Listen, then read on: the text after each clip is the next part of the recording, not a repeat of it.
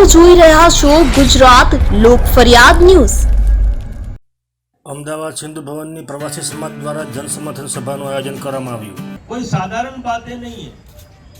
मैं अक्सर कहीं भी जाता हूं तो मीडिया के साथी जब मुझसे अनेकों प्रकार के सवाल करते हैं तो एक सवाल ये भी करते हैं।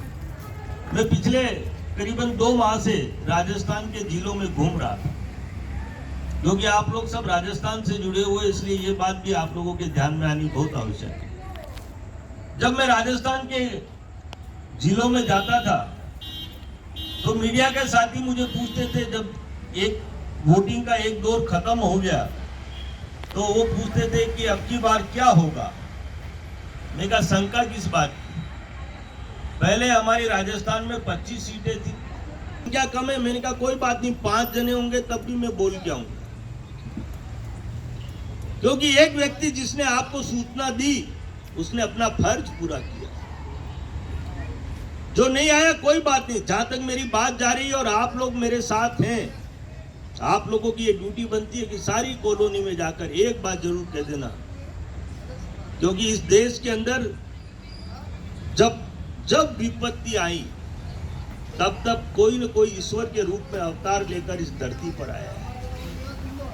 हमने बहुत अच्छी तरह से देखा था, जब रेलवे में या एयरपोर्ट पे हम जाते थे या बस स्टैंड पे जाते थे बड़े बड़े, तो माइक बोलते थे कि सावधान, लावारिस वस्तुओं को हाथ मत लगाना, कहीं भी एटम बम हो सकता है।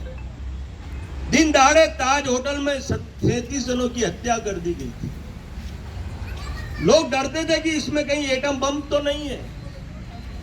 आज कहीं ये माइक या भूंगला बोलते हुए सुना आप लोगों ने? मुझे बहुत अच्छी तरह से ध्यान में, जब ट्राइबल बेल्ट से लोग यात्रा तीर्थों पर जाते थे तो उनके परिवार के लोग उन्हें बस स्टैंड या रेलवे स्टेशन छोड़ने जाते थे, गाजे बाजे से जाते थे, माला पहनाते थे।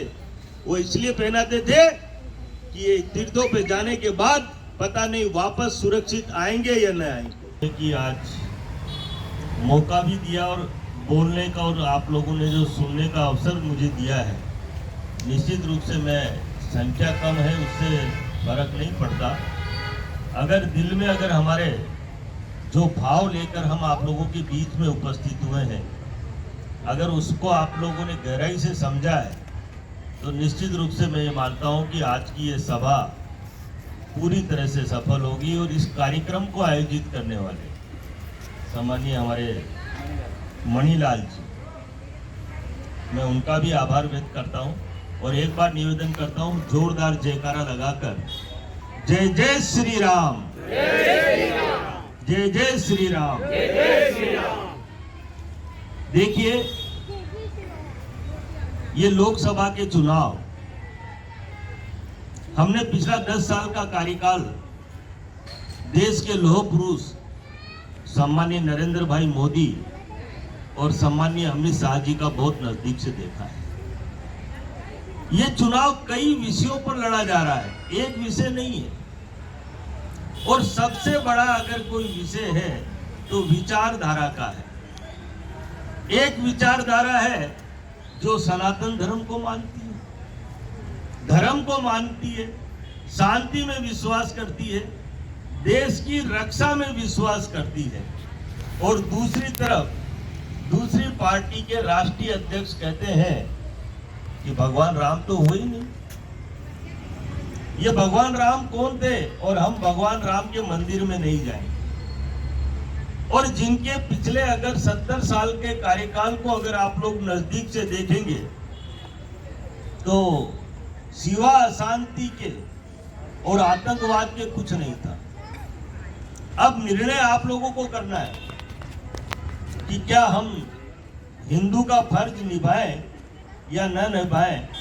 अभी भाई साहब कह रहे थे कि मथुरा के अंदर कृष्ण मंदिर बनाने का अगर कोई लक्ष्य ले सकता है तो वो देश का यशस्वी प्रधानमंत्री ले सकता है।